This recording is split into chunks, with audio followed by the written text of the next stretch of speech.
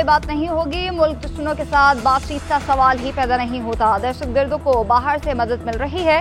वज़ीर आज़म शहबाज शरीफ की वफाकी काबीना इजलास में गुफ्तगू बोले, बलोचिस्तान में जो कुछ हुआ वो दहशतगर्दी की इंतहा थी। बलोचिस्तान में नफरत के बीज बोए जा रहे हैं। मुहिब्बे वतन लोग चाहते हैं बलोचिस्तान तरक्की करे और वहाँ अमन हो।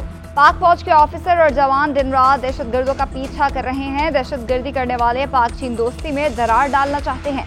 विफाक और बलोचिस्तान को पाक आर्मी की मुकम्मल सपोर्ट हासिल है।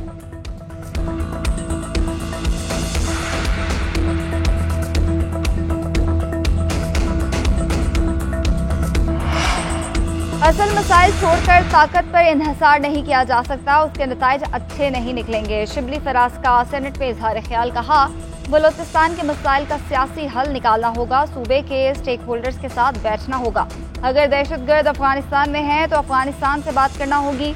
अफगानिस्तान का सिफारती ब्लैकआउट हमारे मुफाद में नहीं। हर किस्म की दहशतगर्दी की मजम्मत करते हैं। बलोचिस्तान में कुछ अरसे के बाद इस तरह के वाकयात शुरू हो जाते हैं। बलोचिस्तान अब बदल चुका है। नौजवानों के मसाइल को सुनना होगा।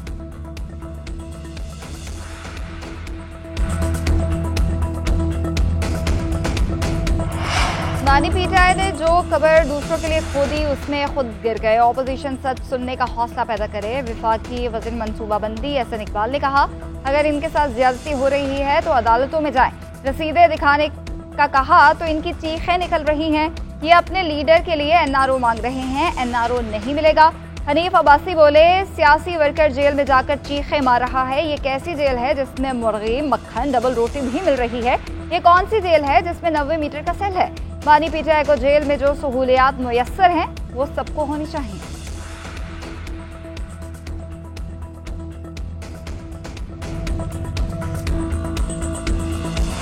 एहसन इकबाल और हनीफ अब्बासी को याद होना चाहिए, जनरल बाजवा ने इनकी सहूलतकारी की। नवाज शरीफ के प्लेटलेट्स कम दिखाकर राह फरार का मौका दिया गया।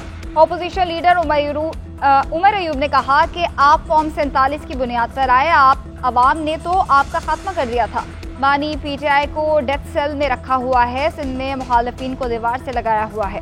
बैरिस्टर गोहर बोले, हमने हमेशा अवामी सियासत की। जब भी आज़ाद अदलिया के सामने आएंगे बानी पीटीआई के तमाम केसेस खत्म हो जाएंगे। इस पार्लियामान में बैठे लोगों को अजनबी समझते हैं। एहसन इकबाल को कहते हैं कि पार्लियामान में हाथ उठाकर कहें वो जीते हुए हैं। हनीफ अब्बासी के पास इस वक्त 7,000 वोट भी नहीं।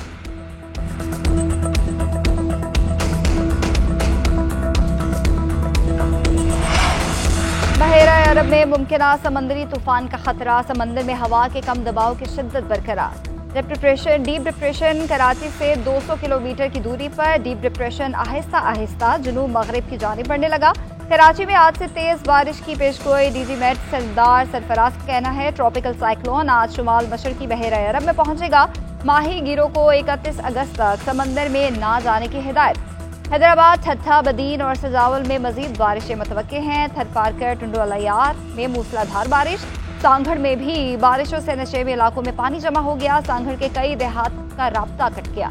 मदीन में तूफानी बारिशों से सैलाबी सूरत हाल शहरी घरों में महसूस हो गए।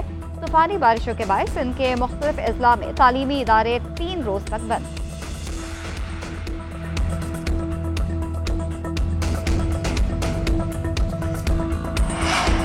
मुल्क भर के मुख्तलिफ हिस्सों में तेज बारिशें। मूसलाधार बारिशों से मुल्तान, खानेवाल और राजनपुर के कई इलाके पानी में डूबकर। जनूबी पंजाब के मुतादिद नशेबी इलाके ज़ेरे आब आने का खदशा।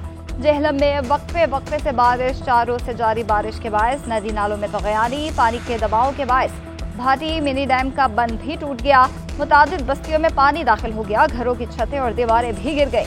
50 से जायद गाय, भैंस और दीगर मवेशी पानी में बह गए। आज़ाद कश्मीर और जीबी में भी मूसलाधार बारिशें। दरियाओं और नदी नालों में तगयानी आ गई। आज़ाद कश्मीर में मूसलाधार बारिशों के बायस तालीमी इदारे बंद हो गए।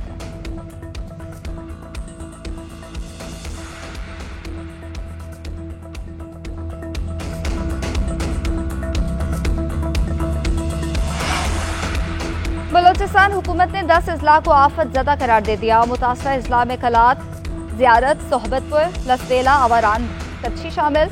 जफराबाद, औस्ता मोहम्मद, लोरलाई और चागी में भी आफत ज़दा अजला शामिल हैं। PDMA की तमाम मुतल्लिका ज़िला इंतजामिया को इक़दामात उठाने की हिदायत। मगरबी हवाओं का नया सिलसिला बलोचिस्तान में दाखिल। कोयटा शहर में वक्फे से हल्की बारिश का सिलसिला जारी।